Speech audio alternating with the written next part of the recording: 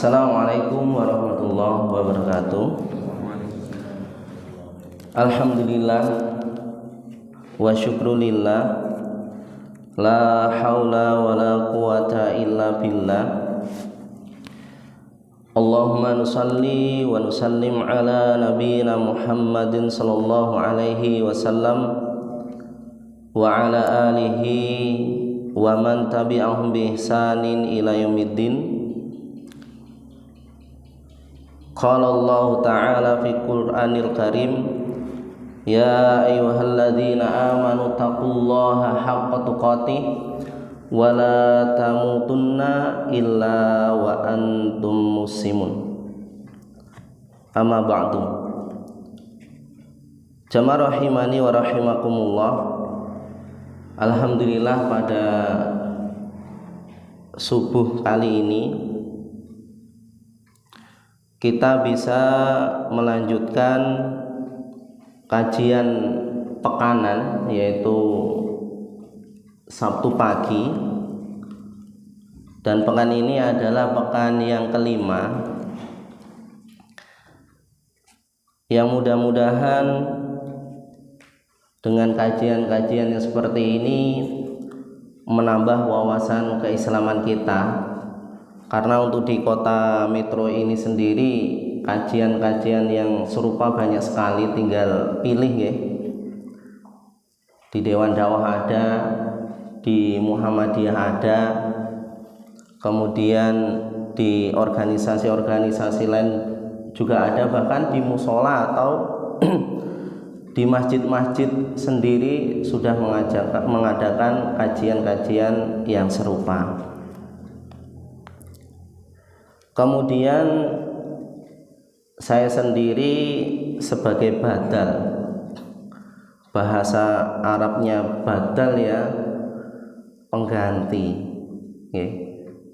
Kalau pekan pertama, pekan kedua, ketiga sampai keempat itu diisi oleh ustadz-ustadz yang memang sudah konsisten yang di sini.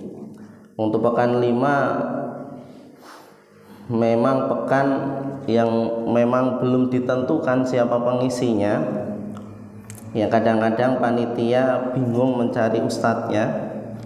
Kemarin sudah menghubungi Ustadz Mustoto ya Ted ya, tapi belum bisa. Kemudian ustadz-ustadz yang lain belum bisa, akhirnya saya sebagai badal. Badal juga bisa diartikan ban serep. Namanya ban serep itu kan tidak harus bagus ya. Apa ada ban serep itu bagus seperti itu kemudian dijadikan ban serep seperti itu. Tapi ala kulli hal, mudah-mudahan pada subuh kali ini kita bisa memetik ilmu, 1-2 ilmu yang mudah-mudahan nanti bisa bermanfaat. Untuk materi yang Ana sampaikan ini sebetulnya materi yang Ana pelajari ketika dulu kuliah di Jawa, yaitu sekitaran tahun 2007, yang waktu itu belajar dengan Syekh Fuhad Al-Yamani, yaitu ilmu faraid. Kalau jenengan nanti ingin mendalami lagi ya, setelah dari kajian di sini, bisa jenengan baca kitab Ar-Raid fi Ilmi Al-Faraid. Ini karya Syekh Muhammad Aid Al-Khotrawi. Jamaah rahimani wa rahimakumullah. Ilmu faraid sendiri sebetulnya kalau di Akademi Dakwah Indonesia ini juga dijadikan salah satu mata kuliah yang mereka harus mengetahui ilmu ini, karena memang ketika mereka terjun di masyarakat nanti diharapkan namanya seorang dai itu pasti dituntut, bahkan dianggap masyarakat itu serba bisa. Masyarakat bahkan mungkin nggak hanya bertanya tentang agama, Dan itu memang harus wajib mereka mengetahui ilmu agama. Bahkan ilmu-ilmu yang lain, ya, ilmu pengobatan. Bahkan ada anak yang misalnya susah belajar pun diadukan ke dai. Mungkin ada yang tanamannya kurang bagus, gagal pun diadukan kepada seorang dai. Makanya ini untuk teman-teman mahasiswa, skillnya juga harus banyak. Kalau ilmu agama itu bahasanya ya harga mati harus menguasai ya, dan skill-skill yang lain. Salah satunya adalah ilmu faraid. Dan ilmu faraid ini alhamdulillah ya, dengan banyaknya kajian-kajian, masyarakat sudah mengetahui pentingnya mengamalkan ajaran Islam ini dengan baik, diantaranya dalam hal pembagian warisan. Mungkin dulu ketika belum tersebarnya kajian-kajian dalam hal pembagian warisan itu, siapa yang dekat dengan orang tua, ya, atau biasanya ini kalau kejadian di desa-desa, ya, siapa yang ngurusin bapak atau mama, ya, itulah yang mendapatkan warisan yang paling banyak. Biasanya seperti itu. Ya, makanya tentunya hal itu harus menjadi PR kita, bagaimana kita mengetahui yang namanya ilmu pembagian warisan secara syariat. Bapak-bapak rahimani wa rahimakumullah, dari bapak-bapak ada yang pernah belajar ilmu faraid, Pak? Enten? Jenengan Mas enten aja. Nanti alhamdulillah. Nah, nanti berarti murojaah ya. Sharing ya. Sharing. Bismillahirrahmanirrahim. Kalau kajian saya memang kajian kitab juga ya. Senangnya ngaji kitab namanya. Kitab umur dari 2007 ya. Alhamdulillah. Makanya mahasiswa, kitab-kitab yang antum punya jangan sampai antum buang ya. Apalagi antum tinggal di kampus berserakan. Itu suatu saat ya, kitab itu bisa jadi itu bermanfaat, dan itu pasti bermanfaat ya. Salah satunya alhamdulillah yang saya rasakan adalah kitab ini. Kalau kajian-kajian faraid anak bawa. Bismillahirrahmanirrahim. Ta'rifu ilmil faraid, pengertian ilmu faraid. Huwa ilmun yu'rafu bihi man yarithu wa man la yaris, wa miqdaru malikulli warithin minat tarikah. Bapak-bapak rahimani wa rahimakumullah, ilmu mawaris itu adalah ilmu yang dengan ilmu ini kita bisa mengetahui siapakah yang berhak mendapatkan warisan dan siapa yang tidak berhak. Kemudian, dan berapa besar dari harta warisan untuk yang berhak. Paham ya? Terus dengan ilmu ini siapa sih yang berhak mendapatkan warisan? Ya, kita bisa mengetahui dengan ilmu ini siapa yang berhak mendapatkan warisan dan siapa yang enggak berhak. Jadi jangan sampai oh ini dekat dengan saya, dengan alasan dekat dengan saya kemudian dia berhak mendapatkan warisan, padahal dia anak angkat. Kemudian masih saudara yang itu harusnya dia berhak mendapatkan warisan karena dia hubungannya kurang baik, akhirnya dianggap tidak berhak mendapatkan warisan. Nah, sehingga dengan ilmu ini kita bisa mengetahui secara syar'i, secara Islam, siapa sih yang berhak dari anggota keluarga itu yang mendapatkan warisan seandainya bapak ibunya itu telah meninggal dunia, dan siapa saja yang nggak masuk ke kategori ahli waris. Kemudian berapa sih besarnya masing-masing, masing-masing dari anggota yang ahli waris tadi mendapatkan harta warisan.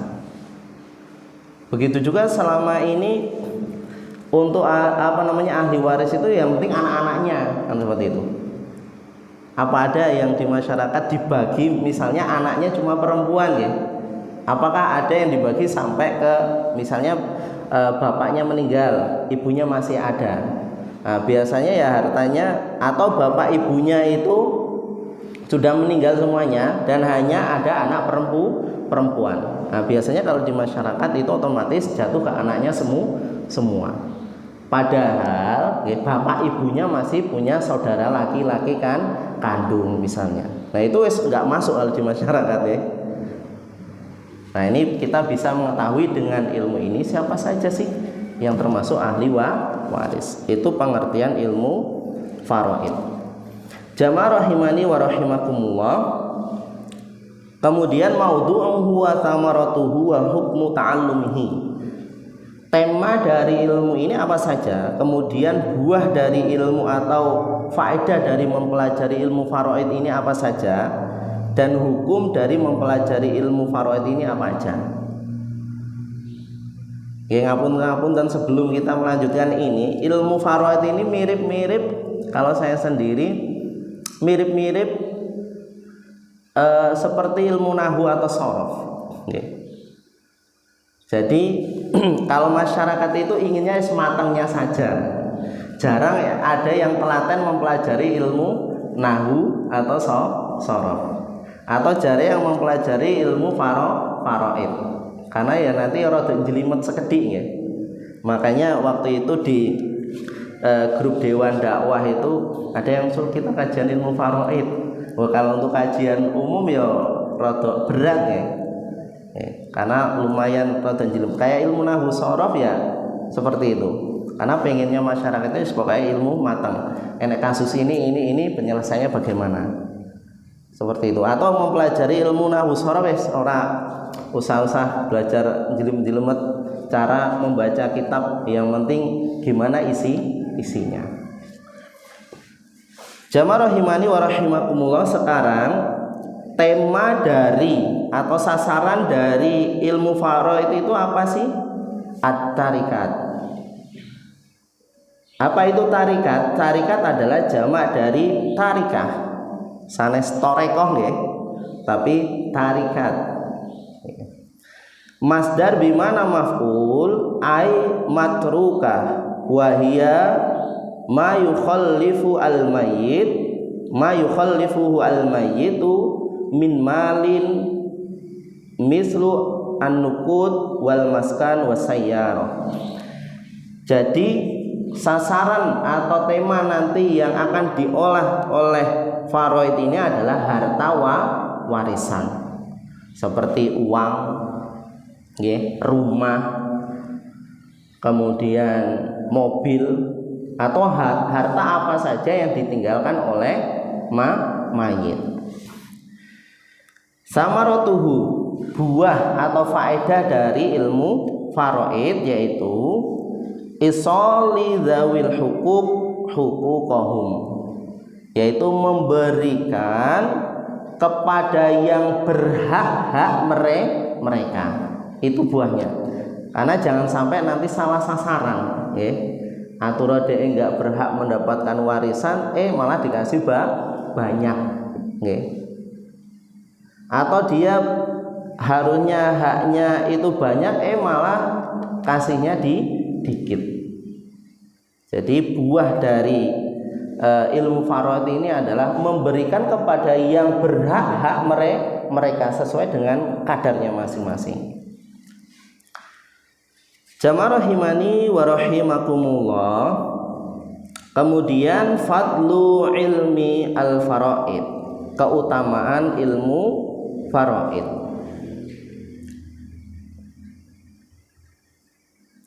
Jadi ilmu faraid ini adalah ilmu yang sangat mulia. Kenapa? Di antara mimma yadullu ala ahamiyati umurun. Jadi yang menunjukkan bahwa pentingnya ilmu faraid ini banyak sekali. Yang pertama, anallaha ta'ala tawalla taqdirul faraidi binafsihi wa anzala fiha ayatin tutla ila yaumil qiyamah. Jadi saking pentingnya ilmu faraid ini sendiri, bukan Rasulullah yang diutus untuk menjelaskan pembagian harta warisan, bukan rasul-rasulnya yang diutus untuk menjelaskan harta warisan ini, tapi Allah sendiri turun tangan menjelaskannya. Oke, berarti ini sangat penting. Misalnya jenengan enten kabar yang sangat penting, oke, dan itu nggak bisa diwakilkan, oke. Atau ada kabar yang memang jenengan memang harus turun tangan sendiri, berarti menandakan bahwa kabar itu memang sangat penting, nggak bisa diwakilkan.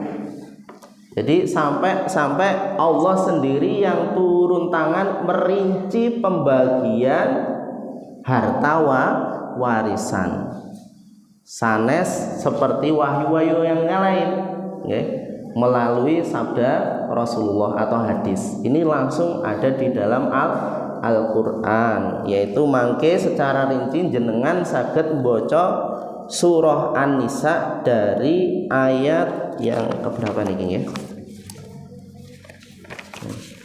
Nate jenengan Pak membaca pembagian nani dari ayat yang ke-11 sampai ke-14. Oke. Allah turun tangan sendiri membagi ya, secara rinci harta warisan ini dari ayat yang 11 sampai ke-14. Bapak-bapak rahimani wa rahimakumullah, itu yang pertama, saking pentingnya ilmu faraid ini. Kemudian yang kedua, ma warada fi fadlihi minan nusus wa hiya wa in kanat fi ahadiha dha'ifa illa ana ba'daha yuqawi ba'dan kama annaha min ahadits al-fadail famin dzalika. Jadi banyak hadis-hadis yang menerangkan tentang keutamaan ilmu faraid. Yang pertama, ya, qauluhu sallallahu alaihi wasallam, ta'allamul faraid wa 'allimuha fa innahu nisfu ilmi wa huwa yunsa wa huwa awwalu syai' yunza'u min ummati. Sabda Rasulullah sallallahu alaihi wasallam, belajarlah ilmu faraid. Perintah niki nggih. Pelajarilah ilmu faraid dan ajarkan ilmu ini, karena sesungguhnya ilmu faraid ini adalah setengah dari ilmu. Nggih. Wa huwa yunsa, dan ini adalah ilmu yang akan dilupakan. Dan ini terbukti ya. Nggih. Ya, tapi alhamdulillah sekarang dengan banyaknya ma'had sudah mulai banyak mahasiswa ya, atau penuntut ilmu diajari ilmu faraid. Dan ini ada ilmu yang akan dilupakan. Wa huwa awwalu syai' yunza'u min ummati, ya. Sabda Rasulullah, dan ini adalah ilmu yang akan awal-awal yang akan dicabut dari umatnya Rasulullah. Jadi ilmu ini yang akan dicabut. Dan sekarang pun sudah mulai langka, ya, yang mempelajari ilmu faraid. Jamaah rahimani wa rahimakumullah. Kemudian sabda Rasulullah Shallallahu Alaihi Wasallam yang lain, al ilmu salah satu, ilmu itu ada 3. Wa masih wadzalika fawa fadlun, dan selain dari 3 ini keutamaan, tambahan lah rasanya. Ayatun muhkamatun, yaitu pertama adalah ilmu Al-Quran. Kemudian yang kedua, au sunnatun qaimatun, ilmu hadis. Kemudian yang ketiga, faridatun adilatun, yaitu ilmu faraid. Jamaah rahimani wa rahimakumullah. Kemudian dari Al-Quran sudah ada yang menjelaskan tentang keutamaan menunjukkan keutamaan ilmu faraid, dari hadis juga ada, kemudian dari perkataan para sahabat ya, atau asar sahabat. Qaulu Umar ibn al-Khattab radhiyallahu anhu, ta'allamul faraid fa innaha min dinikum. Pelajarilah ilmu faraid karena sesungguhnya dia ilmu faraid ini adalah bagian dari agama kalian. Okay. Kemudian yang keempat ya, yang menunjukkan bahwa ilmu faraid itu penting adalah annal ulama qad afradu lahu kutuban khassah ma'a kaunihi baban min abwabil fiqhi wa mu'allafatu fihi katsiratun qadiman wa haditsan nadzuman wa nasran famin dzalika. Karena ilmunya pentingnya ilmu faraid ini, padahal faraid ini adalah bagian dari ilmu fikih ya. Jenengan kalau membaca kitab-kitab fikih ya, apalagi yang kitab memang itu komplit ya, contohnya adalah fikih sunnah misalnya yang dikarang oleh Said Sabiq, di situ pasti ada ilmu faraid. Walaupun ini bagian dari ilmu fikih, tapi banyak ulama yang mengarang mengeluarkan ilmu faraid dari gabungan ilmu-ilmu fikih ini menjadi kitab tersendiri. Ini salah satu contohnya adalah kitab yang saya bawa. Ini ada karangan khusus ya tadi ya, Ar-Ra'id fi ilmi faraid. Dan banyak karangan yang lain. Ini contohnya di sini ada kitab At-Tahdzib fil Faraid, ya. Kemudian Bughyatul Bahith al-Masyhurah bi Manzumah Ar-Rahabiyah, kemudian dan kitab-kitab yang lain yang itu khusus membahas ilmu faraid. Dengan rodoan kan belajar ilmu faraid gaya tadi. Makanya kan masyarakat senangnya pokoknya enek kasus nopo kemudian langsung ini penyelesaian. Bahkan sekarang sudah ada aplikasinya loh Pak. Ya, aplikasi teng laptop, wawalam kalau teng HP buat teng terus. Jadi tinggal masukkan kasusnya apa ya. Biasanya kalau mahasiswa saya kasih aplikasi itu setelah mereka mempelajari kitab ini selesai. Karena apa? Misalnya ditanya loh, ini alasannya kenapa kok hasilnya seperti ini, mereka tahu. Sudah ada aplikasinya, tinggal siapa yang meninggal, kemudian yang hidup siapa saja dimasukkan. Ya, misalnya anak perempuan ada 2, anak laki-laki ada 1, kemudian saudara laki-laki ada 2 misalnya, ya. Terus hartanya, misalnya ada mobil, rumah, dinominalkan di rupiahkan, dipencet klik, masing-masing sudah dapat. Enak ya. Kalau gak ada aplikasi ini, tapi biasanya kalau kasihkan ke mahasiswa kalau sudah selesai mempelajari kitab faraid. Ini pun enten, jadi enak. Makanya ada yang aplikasi kan, gue mau belajar ilmu faraid kan. Enten kula, enggak ada. Jamaah rahimani wa rahimakumullah. Kemudian ar-raddu ala ba'di syubhat, nggih, haula nizamil irts fil Islam. Dados kan asline angger di Islam niku anak laki-laki atau laki-laki itu 2 bagian ya, atau 2 kali lipat dari perempuan.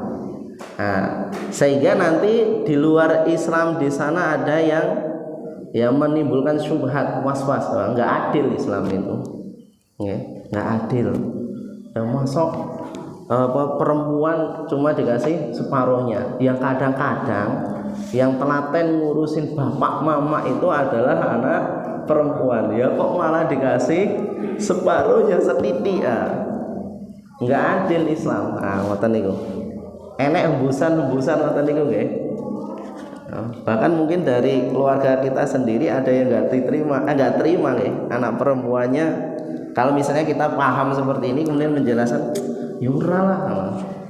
Masa lah ini anakku sing wedok yang ngurusin saya, masa cuma tak kasih bagian ini ya seperti itu. Nah, jawabnya bagaimana? Yang pertama adalah innal muslim, bi muqtada imanihi billahi wa rasulihi yaltazimu al amal bi syariatillah radiyah bidzalika. Jadi kita sebagai muslim yang pertama, untuk menghilangkan syubhat atau virus-virus ngoten niku, Islam enggak adil. Yang pertama sebagai seorang muslim ya sami'na wa atokna. Pokoknya sampai niki Allah sendiri yang turun tangan yang membagikan, enggak melalui Rasulullah. Di Al-Qur'an. Dengan keimanan kita ya mendengarkan sami'na ya wa atokna. Qala Allah Ta'ala wa ma kana lil mu'minin wala mu'minatin idza qadallahu wa rasuluhu amran ayyakuna lahumul khiyaratu min amrihin. Dan orang muslim itu dan muslimah apabila Allah dan Rasulullah itu memutuskan suatu perkara, maka dengan keimanan mereka enggak ada pilihan lain. Tinggal sami'na wa ata'na. Innama kana qaulal mu'minin idza du'u ila Allah wa rasulihi liyahkuma bainahum ayyaqulu sami'na wa ata'na. Kami dengar, kami taati. Entah itu tahu hikmahnya atau enggak, belum tahu hikmahnya, pasti ada hikmahnya. Tahu hikmahnya, kok ini perempuan kok sedikit, kemudian laki-laki banyak, padahal laki-laki itu jarang ngurusin bapak ibu. Dengan keimanan kita, saya dengar, saya taat apa yang disampaikan oleh Allah dan Rasulullah. Itu yang pertama. Kemudian kalau toh ada hikmahnya itu alhamdulillah, untuk menenangkan, menambah keimanan tersebut. Innal Islam qad a'ta al mar'ata haqqahu wa ja'ala laha nasiban fil miras fi hina haramatha al andimah al ukhra. Menurut kitab niki, Islam itu sudah memberikan perempuan itu haknya, bahkan menjadikan perempuan itu bagian dari ahli waris. Di saat aturan-aturan selain Islam, di saat aturan-aturan selain Islam itu mengharamkan atau tidak menjadikan perempuan itu bagian dari ahli waris. Bahkan di zaman jahiliyah itu perempuan sendiri itu bisa menjadi harta warisan. Misalnya dia punya istri, kemudian biasanya kalau dulu kan memang istrinya ya lebih dari satu, ibu tiri itu kalau meninggal ya nanti anaknya siapa yang ini bisa mewarisi ibunya itu, itu bahkan wanita dulu dijadikan barang warisan. Dan aturan-aturan yang lain selain Islam, justru Islam itu sudah memberikan dan memuliakan perempuan itu menjadi bagian ahli waris. Itu hikmahnya. Kemudian hikmah yang selanjutnya adalah inna tafdilar rajuli 'alal mar'ati fil miras laisa fi hadmun li haqqil mar'ah fa inna syar'a ma akhadha syai'an min haqqil mar'ah wa atahu lirrajul bal huwa haqqu tafaddalallahu bihi ibtida' 'alal warasa wa ata kulla warithin ma yastahiquhu innallaha qad a'ta kulla dzi haqqin haqqahu. Kemudian juga perempuan laki-laki itu biasanya kan menjadi kepala rumah tangga, yang itu bebannya melebihi beban perempuan. Memang secara syariat Islam kan yang mencari nafkah ibu-ibu atau bapak-bapak? Ibu-ibu. Sekarang kalau yang banyak kerja di luar negeri sih itu bapak di rumah ngomong anak, istrinya di luar negeri, dan itu banyak ya. Saya pernah tinggal di daerah Purwakarta, daerah Purwakarta. Di sana ya seperti itu, bapak-bapaknya malah di rumah ngerumpi gitu kan, ngomongin anak. Nah istri-istrinya di mana Pak? Pada kerja di PT. Lah bapak ya kadang-kadang ngocek ya, kadang-kadang enggak gitu. Kayak di film apa nih? Dunia Terbalik ya. Yuk mirip seperti itu Mas. Tapi sebetulnya kan di Islam bukan seperti itu guys. Bapak-bapaknya lah yang menjadi kepala rumah tangga, yang mempunyai beban untuk memberikan nafkah kepada anggota keluarganya. Nah, sehingga ini hikmah. Kenapa? Hikmahnya kenapa kok laki-laki itu diberikan lebih daripada perempuan? Bapak-bapak rahimani wa rahimakumullah. Kemudian makanya ada keterangan yang lain agak panjang. Kalau harta perempuan itu bebas, dia menggunakan mau untuk apa saja. Misalnya jenengan gadah bojo, karena bojone jenengan angsal warisan dari kedua orang tuanya, itu jenengan nggak boleh ngelarang dia mau untuk foya-foya, mau untuk dandan, mau untuk pokoknya menggunakan apa saja, jenengan nggak punya hak untuk melarang. Karena beliau istri kita itu nggak mempunyai kewajiban untuk memberikan nafkah, dan hartanya nggak bisa kita cawe-cawe. Atau kalau istri kita itu kerja, kita nggak bisa cawe-cawe bantu saya, itu boten sakit. Tapi kalau jenengan misalnya punya harta warisan atau jenengan kerja kemudian menggunakan sembarangan, istri berhak menegur. Berhak menegur. Kalau istri bebas. Enten saya negur istri ini gunakan harta sembarangan. Kalau istri bebas, harta kerja dia itu bebas, mau digunakan semau dia bebas. Tapi kalau kita sebagai kepala rumah tangga nggak boleh kita sembarangan menggunakan harta. Kita harus tetap memikirkan hak-hak yang menjadi tanggungan kita.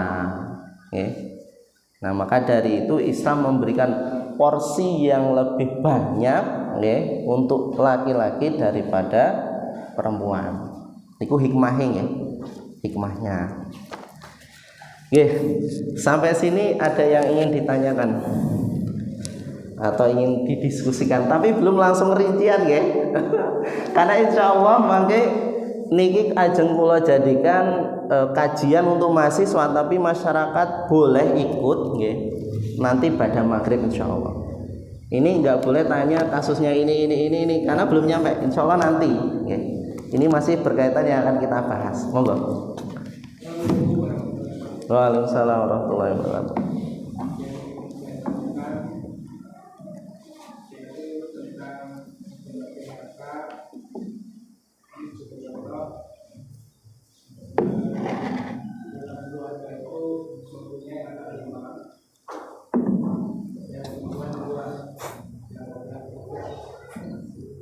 Kemudian laki-laki ini bisa melakukan semua. Karena perempuan dua ini biasanya yang disampaikan tadi bukan orang tua tapi dalam keadaan kekurangan. Kemudian ketika diberikan kata warisan tadi di awal saya dengar dari Islam. Artinya yang laki-laki bagiannya 2 kali lipat yang perempuan. Setelah tahu pembagiannya berapa, kita kumpul, kita mufakat dan kita sepakati, kita tahu bagian kita masing-masing. Sekarang kita sepakati bagi sama.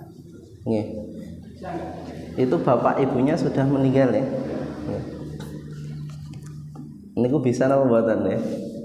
Ya agar kalau sudah memang sudah dibagikan haknya masing-masing, sudah diserahkan hak masing-masing, kemudian nanti sepakat ini bantu adik kita yang memang belum mampu ya boleh-boleh saja. Yang penting dia sudah mendapatkan haknya masing-masing. Kemudian kumpul rombongan ini dibantu adik kita yang belum mampu. Kita ambilkan dari harta warisan kita. Ya. Itu ya diperbolehkan karena dia kan sudah dibagikan terlebih dahulu. Sudah dibagikan. Niku angsal mawon. Justru anak sudah menyiapkan jawaban kalau seandainya ada pertanyaan seperti ini. Kalau seandainya orang tua itu masih hidup, kemudian harta dibagi rata, memang dari awal itu dibagi rata, itu bagaimana? Biasanya muncul pertanyaan seperti itu. Anggar ngoten niku angsal Pak. Yang penting sudah dikasihkan haknya masing-masing, kemudian kumpul wabil khusus yang sudah mampu tadi adik dewe masih ada yang belum mampu, kita kan sudah mampu dan harta kita apalagi mendapatkan lebih ya sudah kita bantu, itu boleh. Nah sekarang bagaimana kalau seandainya bapak ibu itu belum meninggal, kemudian dibagi rata, nggak mandang itu laki-laki atau perempuan, itu boleh atau enggak? Itu boleh atau enggak?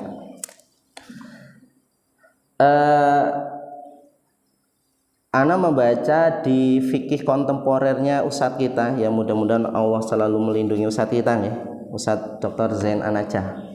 Ustadz Dr. Zain An-Najah itu dirinci. Pertama ada yang namanya hibah, yang kedua ada yang namanya wasiat, kemudian yang ketiga ada yang namanya warisan. Hibah itu adalah pemberian memang ketika dia masih hidup dan hartanya memang diserahkan ketika itu. Hibah atau hadiah, baik itu orang lain seseorang ke orang lain atau seorang ibu bapak ke anaknya, dengan syarat mereka masih hidup dan diserahkan waktu itu dikategorikan harta hibah. Kemudian yang kedua, orang tua sudah membagi-bagikan rata, tapi orang tua mengatakan seperti ini, karena bapak ibu ini masih hidup, ini sudah dibagikan, saya sudah bagikan, tapi nanti penggunaannya setelah bapak ibu sudah wafat, karena bapak ibu ya isik numpang dengan ladang ini misalnya. Nah itu beliau mengelompokkan ini ke dalam wasiat. Wasiat. Kemudian kalau yang ketiga, warisan itu ya dengan sesuai syariat Islam dan pembagiannya ya ketika ibu bapak sudah meninggal. Itu dibagi nggak dibagi oleh ibu bapaknya ya otomatis langsung dibagi nanti, nggak harus dijelaskan ibu bapaknya ini bagian sampean ini seperti itu. Untuk kasus yang pertama yaitu hibah, yang dikategorikan hibah, ibu bapaknya itu masih hidup dan diserahkan seketika itu dibagi oleh beliau, itu menjadi dua lagi. Yang pertama ketika memang kondisinya sehat waras wiris, dibagi rata, niku diperbolehkan, itu diperbolehkan. Tapi ketika baginya masih hidup tapi sakit keras dan dikhawatirkan ini adalah sakit yang terakhir, nah niku masuk malah bukan ke hibah, ke warisan, ke wasiat itu maksudnya. Nah kalau sudah masuk ke wasiat itu tidak diperbolehkan diwasiatkan kepada ahli waris. Jadi mboten angsal dibagi rata. Termasuk berarti kategori yang tadi ini saya kasihkan untuk sementara, karena bapak atau ibu ini masih hidup ya bapak pakai dulu. Nah itu nggak boleh dibagi rata, karena itu masuk ke dalam wasiat. Sedangkan wasiat nggak diperbolehkan kepada ahli waris. Ahli waris mboten angsal wasiat nggih Pak nggih. Wasiat itu di luar ahli waris. Yang poin pertama paham nggih? Bapak ibu waras wiris kemudian dibagi rata. Mungkin ibu bapak nyisakan sedikit aja, sedikit saja ya untuk tumpangan hidup lah. Nah, berarti itu boleh. Tapi kalau beliau itu sudah sakit dan sakit ini memang dilihat itu adalah sakit yang terakhir, itu mboten angsal. Mboten angsal. Kemudian kalau sudah warisan ya nggak mau ya harus dibagi secara syariat Islam. Nah ngoten niku. Dugi mriki enten sing tanglet nggih. Kasus niki mau. Nggih, monggo. Jadi kalau misalnya dari anaknya nggak tahu misalnya apa ya, ahli waris, dibagi secara merata boleh apa enggak? Bukan berdasar agama, ada yang 2 kali lipat, 1 kali lipat kan laki-laki 2, perempuan 1. Tapi kalau misalnya berdasarkan nggak tahu ilmu agama bagi rata, itu boleh tidak? Ya, kalau menurut syariat Islam nggih mboten asal. Berarti ya harus tanya ke misalnya ustadz di situ yang siapa yang paham ilmu mawaris, ya tanya ke ustadz yang bersangkutan. Tapi kalau mau dibagi seperti itu berarti pembagiannya tidak menurut syariat Islam. Kalau menurut pandangan Islam nggih mboten angsal. Enggak boleh. Enggak boleh. Ngoten iki. Enten sing kasuse dibagi ketika ibu bapak masih hidup dari jenengan? Enten. Ya alhamdulillah. Dan itu memang nanti pembagiannya bahkan di di hadis itu diratakan ya. Makanya enten hadis yang memang menunjukkan diratakan. Bahkan kalau mau dilebihkan malah justru yang perempuan kalau di hadis itu ya. Kalau bapak ibu masih hidup itu boleh. Itu alhamdulillah. Nah yang agak repot memang tadi ketika dibagi rata kemudian penggunaannya nanti kalau ibu bapak sudah meninggal. Nah itu nanti masuk wasiat. Niku yang nggak boleh. Nggak boleh di situ. Itu nanti mau nggak mau ya harus pembagiannya ini rombak lagi, harus sesuai dengan ilmu mawaris. Tapi syaratnya niki kudu enten harta warisane nggih. Agar gak ada harta warisane ya apa sih dibagi. Makanya iki kan ngotak-ngatik ilmu pembagian hartane lah, hartane gak enak yang dibagi ki apa kan. Nggih.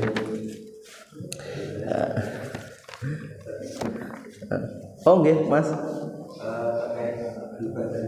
Nggih.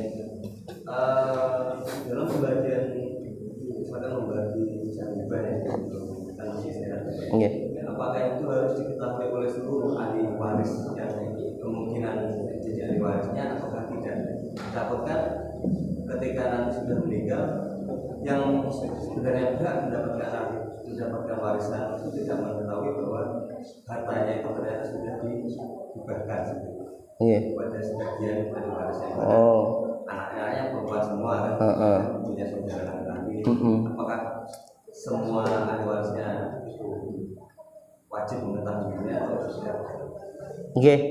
Ya sebaiknya seperti itu di ini. Bahkan nanti ada pendapat yang kedua, hibah itu boleh hibah ketika masih hidup itu boleh dibagikan dengan syarat memang kepada ahli waris, dan pembagiannya pun itu ada pendapat yang kedua menurut Dr. Zain An-Najah itu harus sesuai dengan ilmu mawaris juga. Jadi bagi-bagikannya itu ketika masih hidup. Tapi kategorinya hibah seperti itu. Dibagikan sesuai dengan ahli waris. Berarti mana-mana yang ahli waris ya harus diikut rembukan. ikut dirembukan. Nanti ya kejadiannya seperti itu lah. Ini kalau seandainya nggak dibagi ya saya dapat nanti. Saya dapat kalau misalnya dia kakak, misalnya kakak laki-laki, kemudian anaknya perempuan semuanya, itu kan kakak laki-lakinya dapat niku nggih. Atau anak perempuan semua kemudian ada mbah laki-laki, itu masih dapat. Ya berarti ya ahli warisnya dikumpulkan. Biar nanti kejadian nggak diinginkan nggak terjadi. Jadi pembagiannya bisa disamaratakan atau sesuai dengan pembagian warisan. Ya tadi ketika di awal kan biasanya hanya dikasihkan ke anak-anaknya saja warisan itu. Ini ya semuanya ahli waris itu ya harus diikut libatkan. Biar tidak terjadi yang nggak diinginkan. Wallahu alam. Ya tadi makanya kan kiambae komplain atur iki anggar gak dikene ya aku entuk iki. Kita lakukan ketika bagian riba itu misalkan ada yang tidak setuju itu seperti gimana? Itu sebetulnya inilah ya rembukan keluarga lah ya. Ya. Itu rembukan keluarga. Yang baik kekeh tetap. Karena saya kalau seandainya ini meninggal itu saya dapat 2 bagian, kalau dibagi sekarang Mas. Nah itu ya berarti yang memutuskan yang harus bijaksana siapa? Ya yang pemilik harta itu. Karena yang berhak memutuskan ya kan yang mau ngasih kan seperti itu. Ya yang pemilik harta. Maksudnya yang ibu bapaknya berarti kan. Kayak anak laki-lakinya misalnya nggak setuju saya dikasih sekarang, kalau ibu bapak meninggal ya kan saya dapat 2 bagian, yaitu haknya ibu bapak yang ngasih keputusan karena beliau itulah yang mempunyai harta. Cuma ibu bapak dengan kebijaksanaan yang ngumpulin dulu dikumpulke kita bagi dhisik, aku mumpung isik waras wiris engko ben gak wis tak bagi rata ngoten niku. Oke. Masalah enggak setuju ya mboten masalah ya kan dia yang punya harta nggih. Itu mboten saged dikomplain mangke. Wallahu alam. Nggih cekap nggih. Cekap. Ini enggak dibuka tentang masalah berapa bagian-bagiannya. Mangke makanya kudu ngikuti ini insyaallah makanya semester baru mahasiswa anak kasih mata kuliah nih ilmu faraid. Tapi sebetulnya 1 semester gak rampung ini. Dulu pernah dikaji sepekan sekali itu 1 tahun baru selesai. Ini kitab tipis enten iki 1 tahun baru selesai. Karena nanti banyak kasus ini, contoh kasusnya ini yang jawab ini. Sebenarnya kesimpulannya kalau seandainya ya itu ada anak laki-laki beres, ya. Kalau seandainya ada anak laki-laki itu beres. Karena apa? Anak laki-laki itu menggugurkan hak-hak, ya. Hak-hak ahli waris yang lain. Ya, tinggal dibagi anak laki-laki tersebut punya berapa saudara, ya, laki-laki atau saudara perempuan. Sing rodok ribet kan ketika tidak ada anak laki-laki, itu harus rinci banget. Ilmu warisan gampang sebetulnya. Kayak anak laki-laki ada, wis beres. Mbah wis ke mahjub ya. Maksudnya kehapus, kakak laki-laki kehapus, pak ade kehapus, kabeh itu kehapus, ya tinggal dibagi anak laki-laki tersebut. Kalau misalnya ada 2 anak laki-laki saja ya dibagi rata. Kalau misalnya ada dengan perempuan, anak laki-laki tersebut mempunyai saudara perempuan ya dibagi ini tadi 2 bagian laki-laki kemudian 1 bagian perempuan. Nggih, cekap semonten mangke kepingin episode berikutnya nggak tak buka tanya kasus ya karena memang belum saatnya. Kita cukupkan dengan doa kifaratul majlis. Subhanakallahumma wa bihamdika asyhadu an la ilaha illa anta astaghfiruka wa atubu ilaik. Astagfirullahaladzim. Assalamualaikum warahmatullahi wabarakatuh.